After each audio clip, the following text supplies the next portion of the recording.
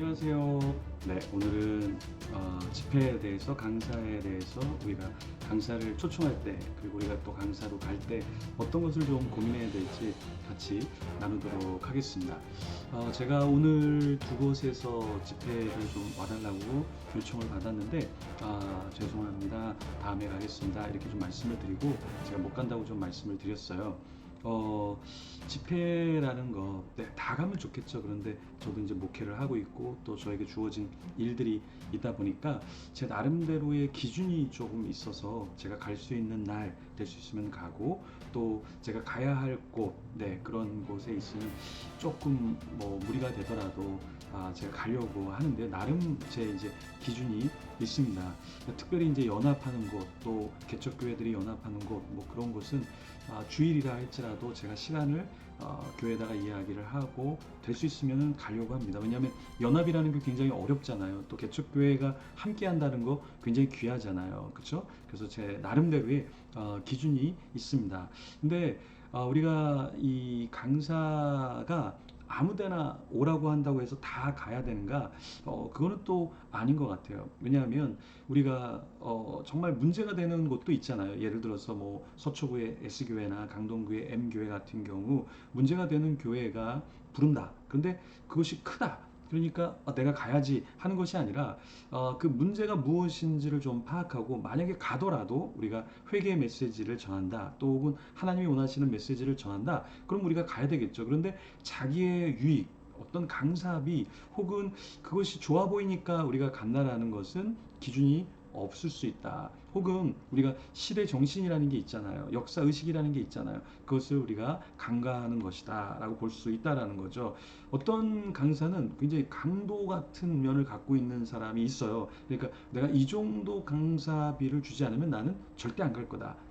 강사비를 서로 강사와 교회가 혹은 단체가 조율하는 건 뭐 얼마든지 있을 수 있습니다. 그런데 그것을 자기가 책정해서 도저히 그것을 안 주면 뭐 나중에 욕을 한다던가 불만을 한다던가 자기가 집회를 가놓고는 뭐 자기에게 이렇게밖에 안 해주냐 해서 막 뭐라고 하는 사람이 있어요. 네, 이런 사람을 저는 강도 같은 자다. 아주 무서운 사람이죠. 근데 찬양팀 중에도 그런 팀이 있어요. 그러니까 영성은 갖춰지지 않은데 너무 막 크는 거죠. 그러다 보니까 어때요? 네, 자기네들을 이 정도 대우해주지 않으면 더 사례비를 내놔라, 더 돈을 내놔라. 그래서 이게 막 그 협박을 하는 그런 찬양팀도 제가 봤습니다. 그래서 제가 아는 지인분이 저한테 연락이 와서 목사님, 이거 굉장히 큰 금액을 주었는데 더 달랍니다. 어떻게 됩니까? 그래서 목사님 뭐 부를 때 어떻게 얼마 정도 선이라고 얘기하지 않았습니까? 라고 했는데 그때 이 정도 이렇게 드릴 수 있습니다. 그런데 교회에서 드릴 수 있는 것은 요 정도 몇백만 원인데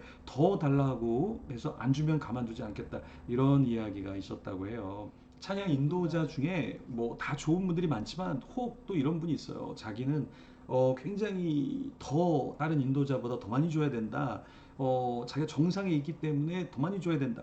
이건 정상적이지 않은 것 같아요. 일단은 뭐 제가 기획했던 것이라 그 당시 뭐 재정이 그렇게 뭐 어려운 것도 아니니까 좀 사례비를 드리긴 했지만 그 다음부터는 제가 부르지 않는데요. 왜 그런가? 너무 막 크고 너무 영성이 없는 팀은 조금 너무 무리하게 요구하는 부분이 있는 것 같은데 그것도 서로 잘 조율하면 좋겠어요. 그러니까 저도 이제 집회 강사로 초청을 받아서 뭐 이렇게 가면 황당한 경험을 할 때가 있습니다. 어떤 곳은 설교 제목이 마음에 안 든대요. 어떤 곳은 강의 내용이 마음에 안 드니까 다른 강의로 준비해 오면 좋겠다 이런 얘기를 들어요. 그 마음이 굉장히 힘듭니다. 네, 처음부터 조율되었고 이야기했는데 갑자기 가야 되는데 다른 제목으로 다른 내용으로 해달라. 조금 황당한 경우도 있고요. 또 어떤 곳은 뭐 교사들 뭐 교회 리더들을 이렇게 몇 주간 훈련을 시켜주면 좋겠다. 그래서 훈련을 시켜줬는데 나중에 사례비 차비도 안 주는 거예요. 그래서 목사님 이렇게 어떻게 된 겁니까? 그러니까 그걸 줘야 됩니까? 그래서 근데 이 교회가 굉장히 뭐 건축도 잘했다. 뭐 요번에 헌금이 굉장히 많이 뭐 들어왔다. 뭐 감사하다. 뭐 이랬는데 강사에게는 차비도 주지 않으려고 하는 곳도 있는데요. 만약에 그렇다면 우리가 좀 먼저 자비량으로 해줄 수 있습니까? 뭐 물어본다면 뭐 강사가 그거 필요하다 그러는데 뭐 얼마든지 자비랑으로 갈 수 있죠. 왜냐면 저도 연합 사역을 하고 여러 사역을 하다 보면 정말 재정이 없을 수 있고 또 우리가 어느 정도 이렇게 외부 집회를 하는 사람들이니까 우리가 이거는 순수한 마음으로 좀 섬겨보자 이렇게 얘기할 때가 있거든요. 사실은 저도 부탁할 때가 있거든요. 또 제가 그렇게 하니까 또 어떤 곳에서 이렇게 연합 사역을 하면 또 부르면 저도 뭐 차비도 기대하지 않고 갑니다. 왜 그럴까요? 서로가 어떤 사역을 할지 방향성과 목적 그리고 함께하는 마음이 있으면 얼마든지 가능하다라는 거예요. 이제는 서로가 조금 더 이야기하면 좋을 것 같아요. 이런 것으로 집회를 하려고 합니다. 이런 목적으로 초청을 하려고 합니다. 그래서 어떤 걸 어떻게 해주시겠습니까? 충분히 이야기가 되고 그리고 차비밖에 못 드립니다. 그러니까 저희는 이렇게밖에 책정을 못했습니다. 서로가 그냥 끝난 다음에 뭐 안 줘도 괜찮겠지, 뭐 차비 정도만 주면 괜찮겠지 이런 것이 아니라 조금 더 오픈해서 서로 어떤 목적을, 어떤 방향성을, 어떤 유익을 위해서 하는지를 이야기한다면 굉장히 좋을 것 같아요. 그래서 이 시대에 21세기에 예전 전통적인 방식대로 그냥 뭐 알아서 뭐 해주시겠지, 또 알아서 뭐 주겠지 이렇게 하다가 상처받고 혹은 상처를 주는 것보다 실족하지 않게 이제는 서로가 서로를 배려해서 더 투명하게, 더 명확하게 이야기하면 좋겠습니다.